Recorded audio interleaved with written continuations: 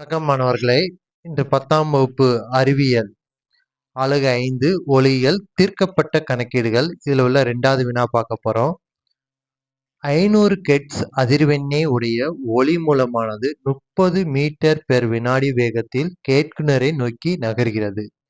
காற்றில் ஒளியின் வேகம் 330 மீட்டர் வினாடி எனில் கேட்குனரால் ஒளியின் அதிர்வெண் என்ன? ஒளி மூலத்தின் அதிர்வெண் கொடுத்துருக்காங்க 500 ஹெர்ட்ஸ், அதை என்னன்னு வச்சுக்கிடணும். வேகம், ஒளி மூலத்தின் வேகம் 30 மீட்டர் பெர் வினாடி. காற்றில் ஒளியின் வேகமும் கொடுத்துருக்காங்க 330 மீட்டர் பெர் வினாடி. சரியா, இதெல்லாம் கொடுக்கப்பட்ட டேட்டா, இதை எழுதிக்கிடணும். கேட்குனரால் உணரப்படும் ஒளியின் அதிர்வெண் என்னன்னு கேட்டிருக்காங்க. இதுக்குள்ள ஃபார்முலா என்னன்னு பாருங்க. n dash equal to v by v minus vs into n. சரியா, இப்போ vங்கிறது ஒளியின் திசைவேகம், அதாவது காற்றில் ஒளியின் திசைவேகம் எவ்வளவு கொடுத்துருக்காங்க? 330. அதை அப்படியே போட்டுருக்காங்க. vங்கிறது 330 மைனஸ் vsங்கிறது என்ன கொடுத்துருக்காங்க?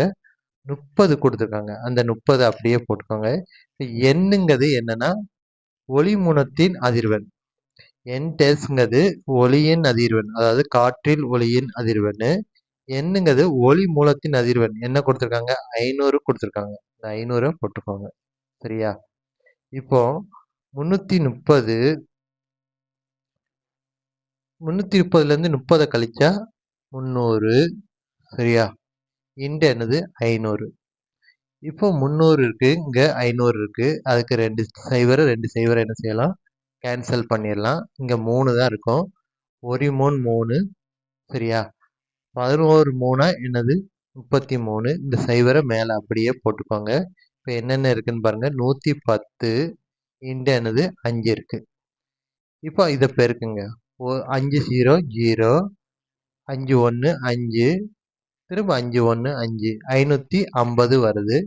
சரியா, இது கெட்ஸ்ன்னு எழுதிடணும். அதிர்வெண்ணால என்னது கெட்ஸ், அதாவது கேட்குனரால் உணரப்படும் அதிர்வெண் அப்படின்னு எழுதி என்ன செய்யணும்? 550 ஹெர்ட்ஸ்ன்னு நம்ம எழுதிடணும்.